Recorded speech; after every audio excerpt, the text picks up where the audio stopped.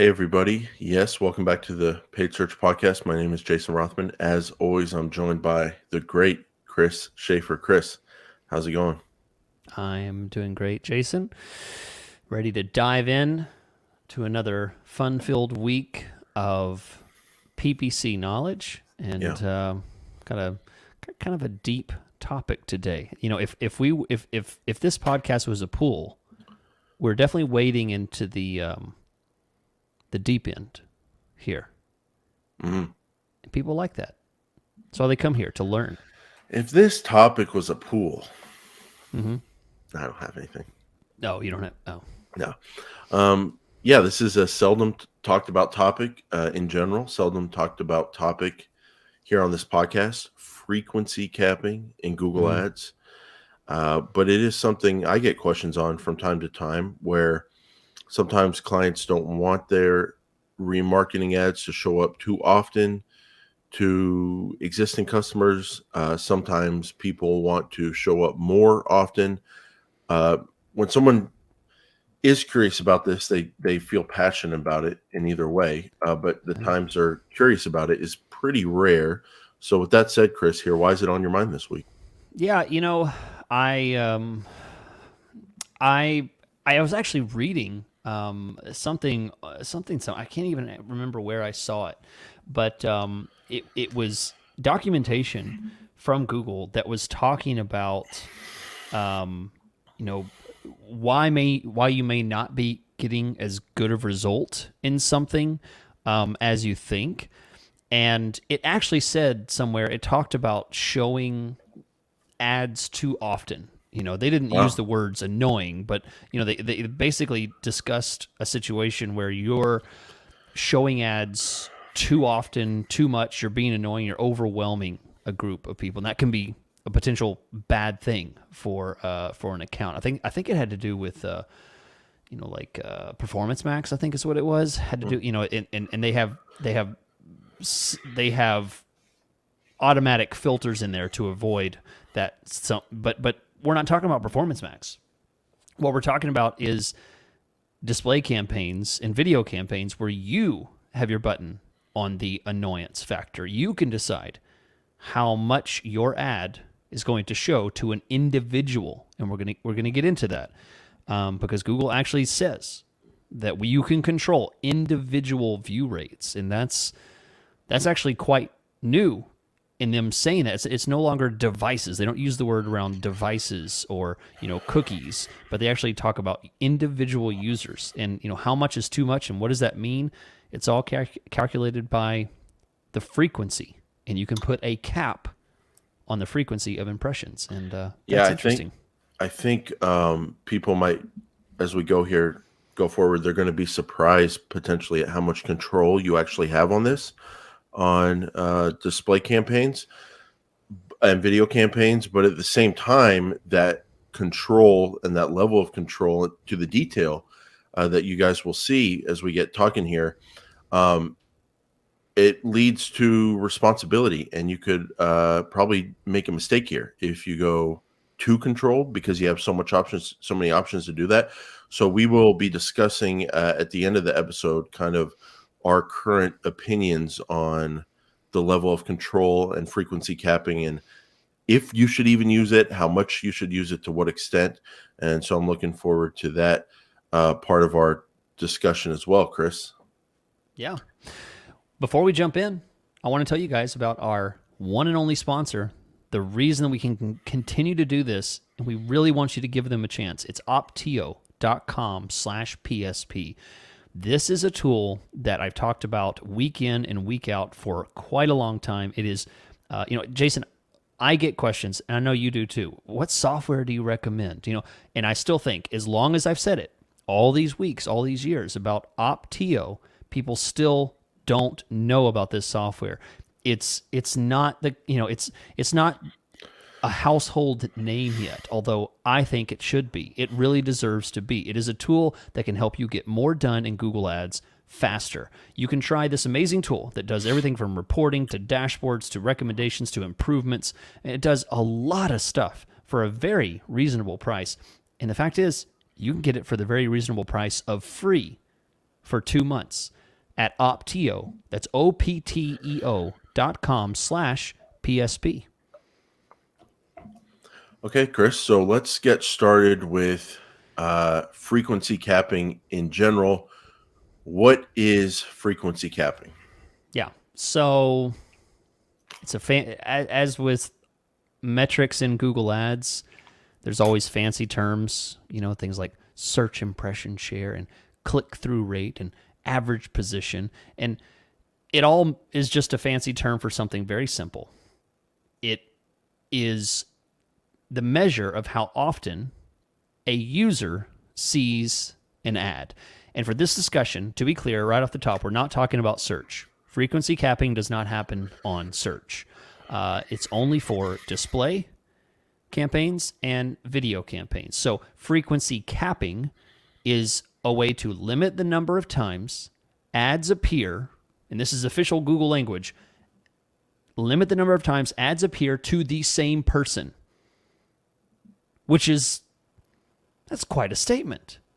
Google's a big place. The internet's a big place, and they're saying you can control how often a single individual sees your ad. Now, in terms of the level of detail to that, on the settings page for a video campaign or display campaign, one of the settings options you'll see is frequency management, and it says set a preference for how often your ads show to the same user. And so again, they're using that person user language as opposed to device or anything like that. Frequency capping helps you control the maximum number of times an individual user sees your ad on the display network, and then we can roll this over into YouTube as well. And the default there, Chris, and it also says is recommended, let Google Ads optimize how often your ads show. That's the default. And then the other option is set a preference, and then you can manage impressions for each ad group, or the whole campaign to X per day, week, or month. And you could put a number in there like each ad 5 times per day, or 10 times per week, or 50 times per month, or whatever number you want to use. But that is how you put frequency capping in place, and the options you have to put it in place if you were wanting to do that. Yeah. So right off the top, Jason, this entire topic may not be something that a lot of people have to concern themselves with, right? Because there's an automatic setting that you can just leave it, and Google determines all of that themselves. They determine that annoyance level whenever the ad's just showing too much, you're seeing the ad too often. I may have said that word early on. I heard that from 1 or 2 clients, but I think more so I like the word effectiveness, because if someone's on your Chris, for your own health, here. Unroll those eyes. They went so far back into your brain.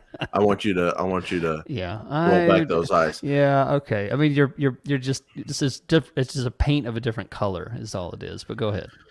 Well, the reason I'm saying that is because you can run a remarketing campaign, and if someone sees your ad 100 times that week and they don't even click, or they scroll down the screen very quickly, and the time they see your ad is not that long, Google can figure out if that's not a good one person on your very large remarketing list to be showing your ads to. And they can themselves, through the automated frequency capping, cap how often they show to that one person or that segment of your remarketing list that is just not going to perform well. So then you can show more often to the people you can actually get clicks and conversions from. And so it's not just an annoyance thing. It's also an effective performance thing. You don't want to be showing your ads to people who just are not going to perform, or who are going to hurt your click-through rate, which then hurts your quality score. And so there's a lot of things to factor in. That's a great point, and that's a reason for you guys to stick around, because at the end of the show we're going to discuss a little bit about when and where is this appropriate, and I don't know, we might disagree. It's always fun to disagree, so we'll see.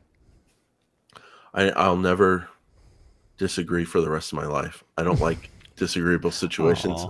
I'm like, I'm like melted cheese, Chris. I'll just You mold to just whatever mold to your the shape. tortilla chip is shaped like. Yeah, I don't like disagreeable situations. Okay, So if you say so. however you want to do it, we can do it. Chris, let's talk about. So I mean, that's what it is. Now it sounds it's a very niche area of Google Ads, as we talked about at the beginning of the show. But if it's sounding pretty simple to people and like not too many options, is that how it should be sounding to them, Chris? Yeah, yeah. I mean, either you decide to do this yourself and make the decision of frequency capping, or you just leave it at default. And Jason, from my many years in Google Ads, I mean, I've learned a lot of people just like whatever the default is set. You know, they don't really like to tinker. But the value of this is that at least at least there might be a time If you're if you're thinking about frequency capping and you're wondering if you even have that option, you have a specific situation going yeah, on. that's true. Like it doesn't come up 90% of the time, 95, 99% of the time, but when it does, usually there's an issue.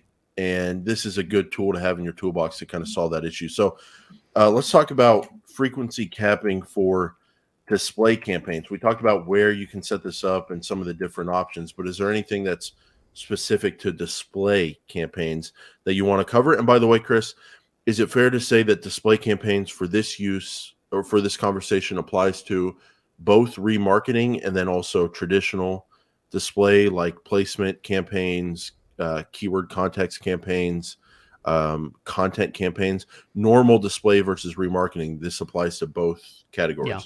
Yeah, exactly right. When you say a display campaign, that encompasses any image ad that's going to show, no matter what the purpose is. We call something remarketing because that is a purposed. It's a type of display. It's a type of display campaign. So yeah, that's a great point, because what I want to talk about a little bit later is, how display campaigns, specifically remarketing campaigns, might differ from the frequency cap for a display campaign might differ for a remarketing campaign. But first, let's define it. So as we discussed, a display campaign is something that can show a ton, particularly for remarketing campaigns, because you're going to be showing to a small subset of people. So instead of 7 billion people that you might be potentially showing an ad to, you might only have a set of 5,000 people or 50,000 people. So immediately, the amount of times that your ad would show would be very much more common for someone to see that impression on a much smaller subset. So the smaller subset of a group you have, the more need you might have to consider your remarketing. You have your frequency cap. You have a remarketing list with 150 people on it, maybe just above that 100. It's still 100, right? I think the display remarketing minimum campaign is 100. Yep. Yeah, so you have 100 people on your display audience for your remarketing campaign on your remarketing list. Let's say you're at like 125, 150, something like that, and let's say you have a $700,000 budget each month for remarketing. No, I'm kidding. Like, let's say you have like say like a $7,000 or a $3,000 remarketing budget. That's pretty large compared to just 125, 150 people. Mm-hmm. Let's say you put some extremely aggressive bids on there. Those 150 people are probably going to see your ad a lot, probably because, like you're saying, it's a small segment of people. And for that 150 people, your remarketing ads that are going to the display auctions for them, if you're bidding a ton, you could probably easily outbid everybody else, even though there's hundreds of thousands or millions even of other advertisers that those people are eligible for. Mm-hmm. If you're the only one bidding that 150 people that aggressively, you can definitely show to them a ton. And so if you wanted to be very aggressive but not overdo it, you could frequency cap. But I just want to say, Chris, I like what you were saying about the smaller the audience size, the more this might be a factor. That was a very smart comment. Yeah, and it if you've ever been the victim of being over marketed to, being inside of a remarketing group or a certain segment, there's customer lists nowadays. There's a lot of different ways for somebody to have a segmented group. If you've ever been the victim of just seeing way too many ads, I remember. When I first started realizing this was a thing was back whenever I was using like Pandora, the music service Pandora, Okay. and I swear every two songs it was the same like Pepsi commercial, and it was super annoying. It was super annoying, and it was super loud, and they just played it over and over.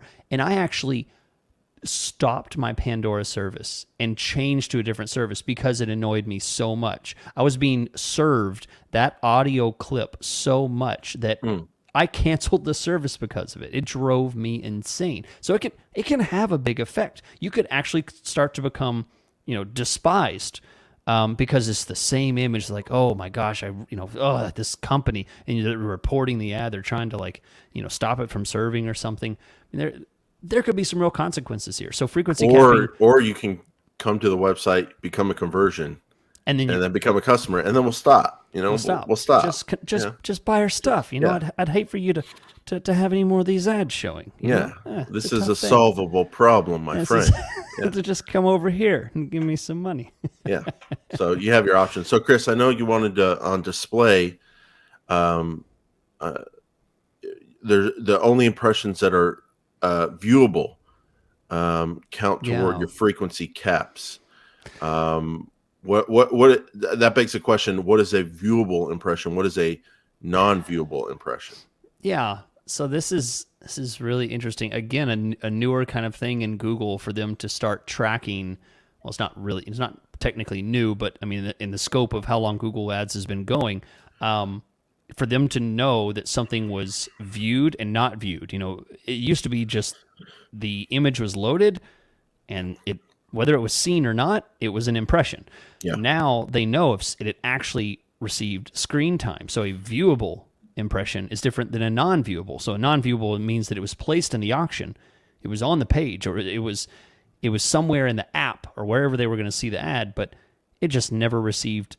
I think what did you say it was? We saw it was like 1 or 2 seconds of screen time. So a viewable impression shows. So it's a number of times an ad was viewable. An ad is viewable when at least 50% of its area is visible for 1 second for the display network and 2 seconds for video ads. So not only is there a threshold, like it has to be, I guess, visible on the page that a user is looking at. They think a user's looking at it because the window size or whatever. So it has to be viewable, but then it's 1 second on display and 2 seconds on video. But then 50% of the ad size has to be viewable for that time threshold. So it's pretty detailed there. Yeah. But this is a good thing for advertisers because you don't want your ad to be considered viewed if like someone scrolled down the page and saw like a quarter of your ad and didn't actually see your messaging. And then the other thing is you don't want your ad to count as viewed as a viewed impression, a viewable impression, if someone doesn't even scroll down to that section of the page. Mm-hmm. Yeah. And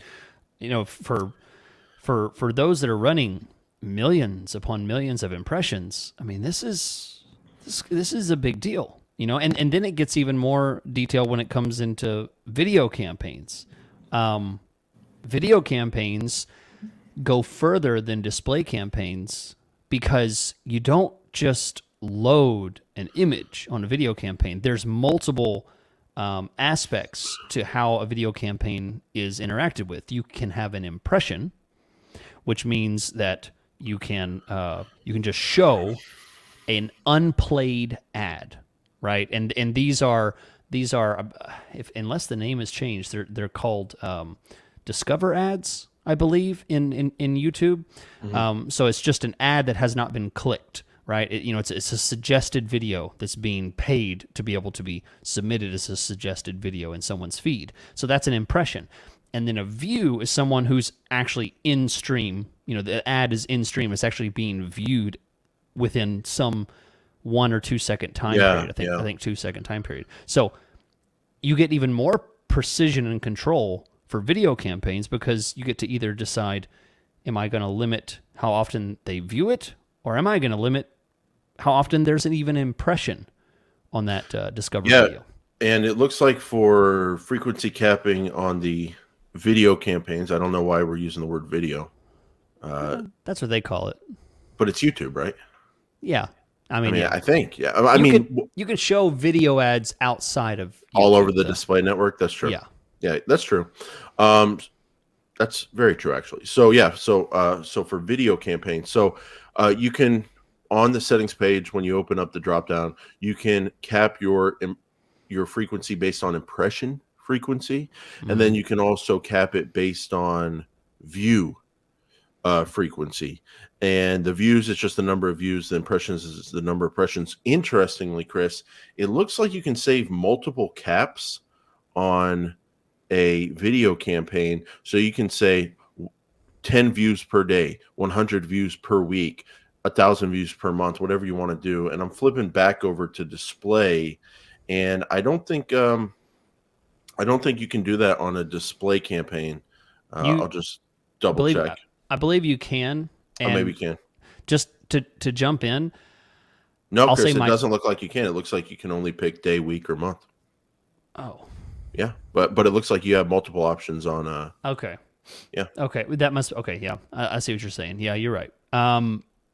The difference in doing things at a month level or a week level or a day, for me, I'm more comfortable with the day aspect more so than a month or a week, for this reason. I don't know the frequency at which it's going to be showed during that month. What if all my impressions are preloaded within the first half of the month? You know, they receive all the frequency cap impressions in the first 2 weeks of that 4-week time period.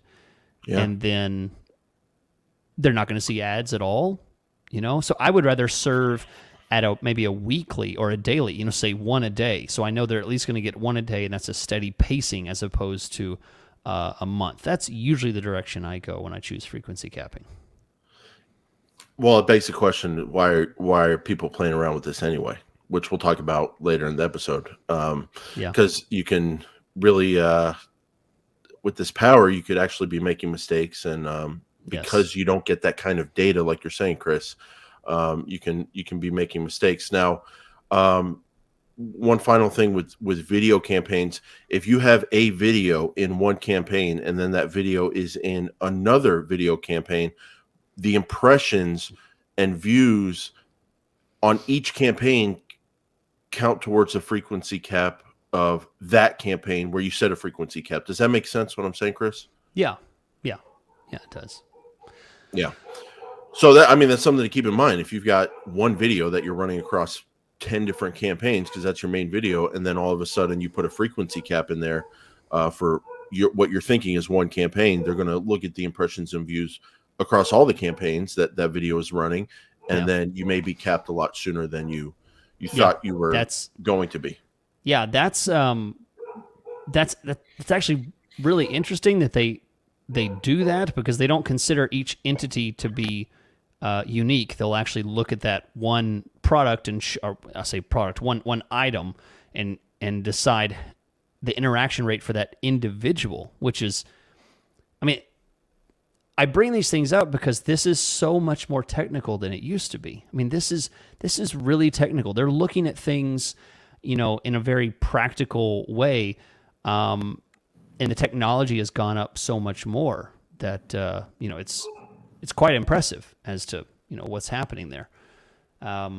So one thing I wanted to talk about before we get into our last section here, Jason, I wanted to talk about the actual calculation and what this means. Google talks about it like this. They say unique reach and frequency metrics measure the total number of people who were shown an ad and the frequency at which they were shown an ad. Okay. And they talk about individual people, and they then say that unique reach models measure the total reach of an ad, accounting for cases when people may see the same ad on different devices. So all the technical language comes down to this. It's not just a person on their iPhone. It's a person who's looking at it on their iPhone, and also they're on their computer, and they're on their tablet. They understand cross-device impressions, which is, again, the technology just goes deeper and deeper, and it's quite impressive to think that they're treating individual impressions across one person and not individual cookie level impressions. It makes it clear that it's based on unique users, not cookies.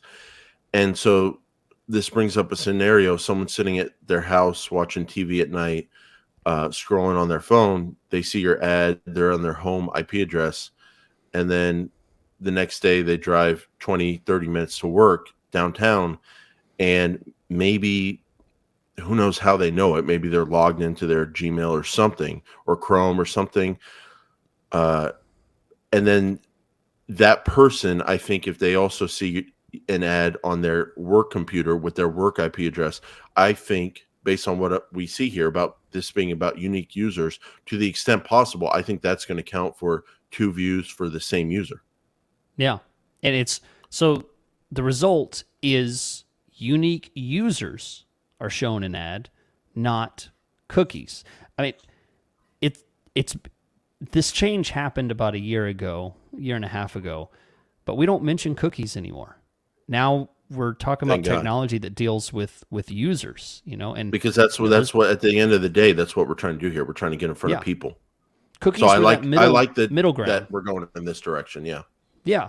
I mean, it's quite impressive. And then one final note is it says in the documentation, I was looking this up, and it says just in January 2022, they improved, and this is the language they use. They say, we improved our underlying reach and demographic model. Because of this update, you may notice changes in unique reach metrics for this period. So this is happening, Jason, in just the past a couple quarters ago. I mean, this is still very new, changing on a very rapid scale. So the amount of control, the amount of precision is really not anything that's really been seen in Google Ads ever before.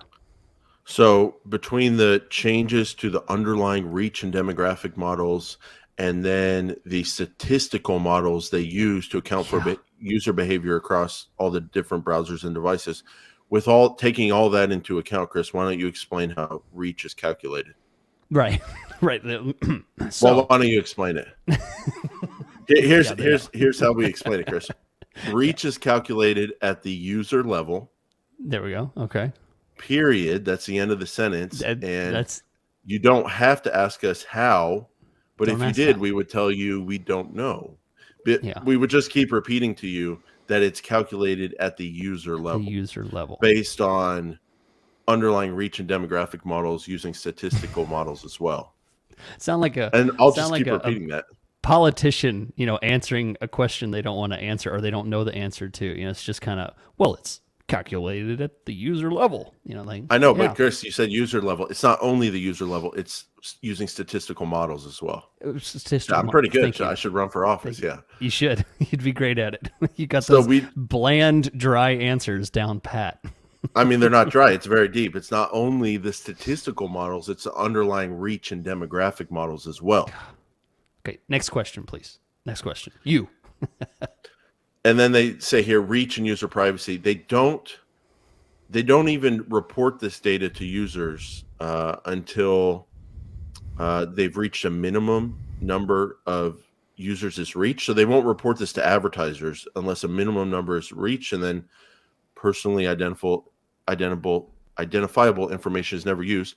That is true, because when you look at the account, and now we can talk about how to view your reach data, and then after that we'll take a break and give our opinions on using this tool. But it's not like we get any information about like so and so saw your ad and so did it. We don't get any of that. We just get overall numbers on your viewable impressions, your non-viewable impressions, your viewable rate, viewable click-through rate, and then what we're talking about here specifically.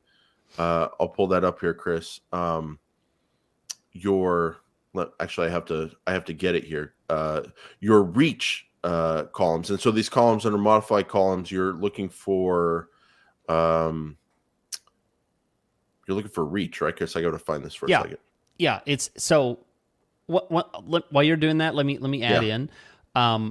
what you said is very true, because Google's not going to be caught with, giving too much private information. They're very careful about that nowadays, very aware that they have a tremendous amount of data and they cannot give that kind of data. So if you're running something and you have, like Jason said, 150 people in a remarketing list, and you want to know what the reach frequency is for your 150 people, you're very likely to just see a dash. You're going to see nothing, because there's a certain level of volume that you're going to have before Google even shows you that. Same thing happens with search impression share. Good luck seeing search impression share if you're getting like 1 or 2 clicks or a couple of impressions.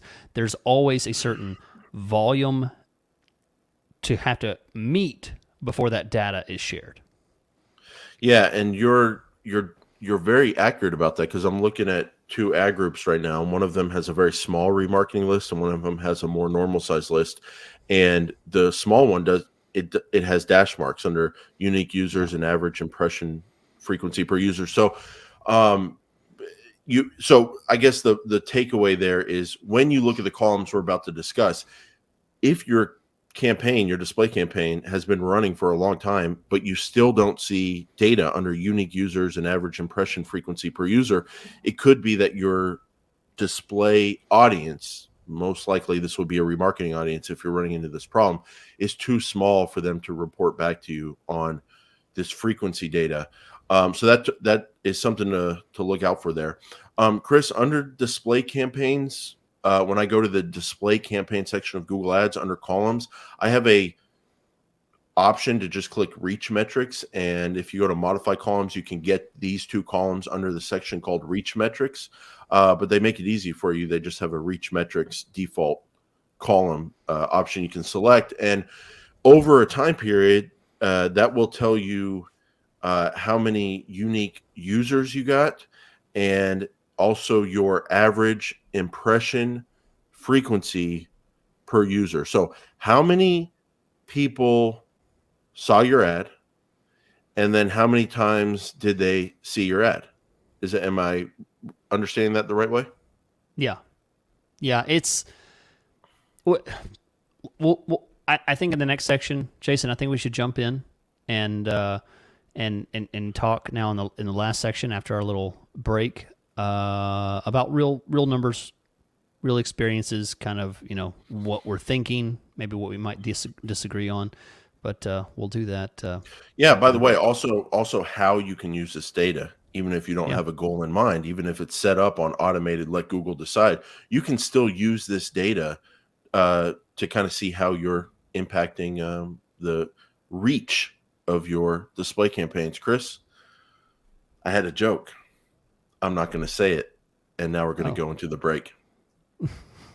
Welcome back, ladies and gentlemen. I want to remind you about our sponsor, opteo.com. That's opteo.com/PSP. That's a 2-month free trial. You can do everything. There's no limitation on this trial. The only limitation is the time period. And you can try it out for free, and you'll see what we're talking about from an amazing dashboard reporting system, and they keep rolling out. We're told that there's some big stuff coming this year still, right? It's almost, Jason, it's the last quarter of 2022, and they're still going to be rolling out some amazing stuff this year. Get in on this tool. Amazing tool, opteo.com/PSP. Okay, Chris, so let's talk about your opinion. Getting in front of unique users and the amount of times you get in front of unique users. So unique users that you show your display ads to or video ads to, and then how often you show your display and video ads to these users in a given time period. What's average? What do you see? What do you prefer? Do you do this setting?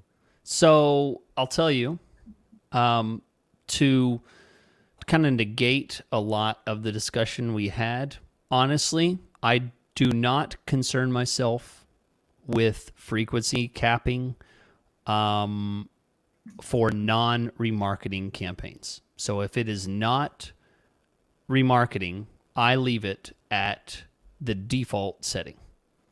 So, I mean, it doesn't mean that this isn't important and it's good to know, but honestly, I leave my setting at default. I let Google decide.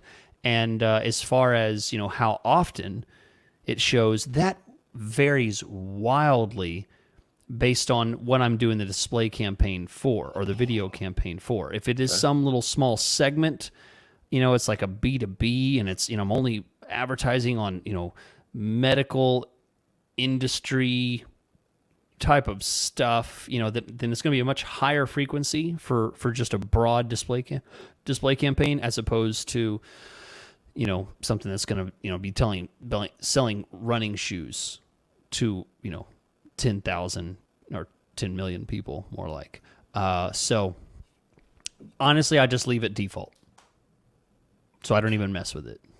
And then what about on remarketing? Is it still on your remarketing? default? Yeah, that on remarketing, I absolutely do not use default. I tend to leave this at a rather high. I don't know exactly, what Google's going to think is a good frequency capping number. So I do not leave it at default. I actually Wow.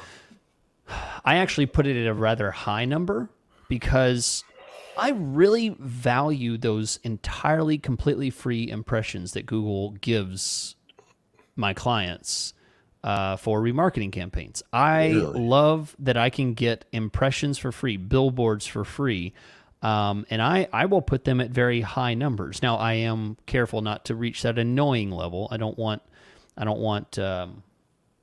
my ads to be annoying for their customers or for their potential prospects. But I like to go ahead and take control of that and push that cap even further out. So I might see in a 30-day window, I might see between 1 and 5 impressions per user, Really? per day, something like that. Oh, per day. Gotcha. Yeah. Yeah, I think that 1 in 5. Yeah, that kind of lines up with what I'm seeing. So I'm looking at multiple remarketing campaigns for the last 30 days, and the average impression frequency per user over 30 days, Chris, I'm seeing 15s to 30s and more 30s and 15s. Yeah. And a few in the 20s. So I think based on what I'm seeing, it kind of looks like, and by the way, I leave this default on all the time. And All the time. The only time I change it up is when a client has an issue with showing their ad maybe too often and wants to pull it back. But I think it just leads to so many what ifs if you start putting frequency caps on. Yeah. And at the same time, things seem to work out pretty good when frequency caps or you just default to let Google decide how often to show your ad.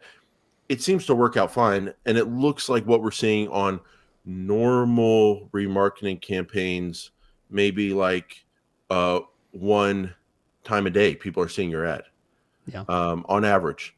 Or if something's running 20 days a month, maybe 1.5 times. That said, here, Chris, always trying to improve, always trying to get better. Potentially, you can make an argument that a tool you could have in your toolbox here is to, when you see remarketing performing well and you're getting a cost per lead you like, maybe you take off the frequency default, and instead of letting Google decide how often, maybe you set a preference, and maybe you set that preference extremely high in terms of impressions per day. And if you were seeing an average of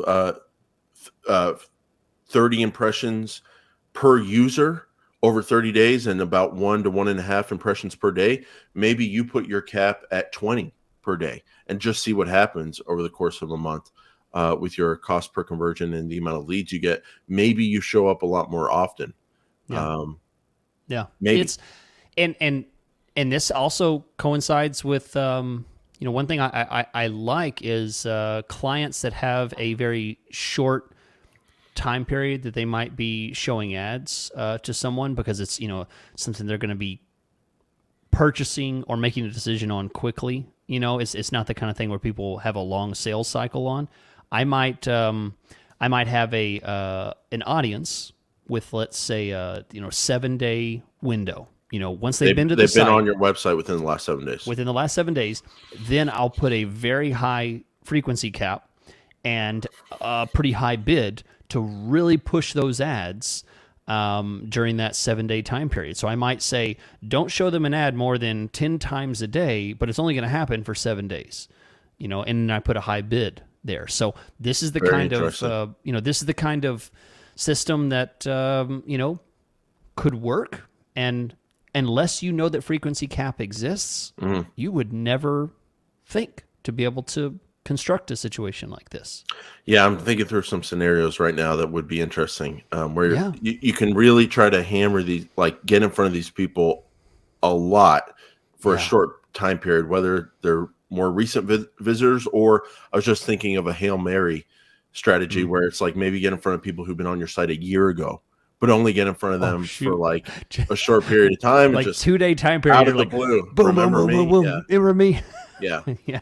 And I also could see how this would be more come up more on video campaigns, where it's like the video ads are could be so different. You could have different kind of ads, and you could give them each a different budget, and then test how Yeah. they work.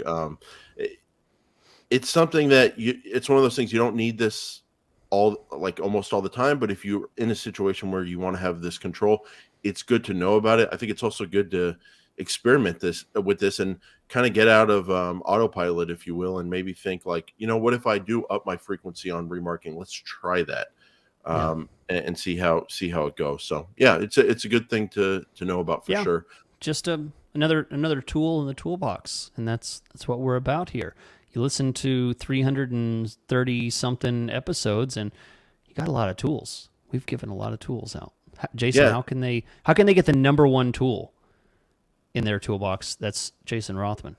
Thanks, Chris. I'm at rothmanppc.com, Google Ads consulting and management, and look forward to helping you out. And Chris, where can people reach you?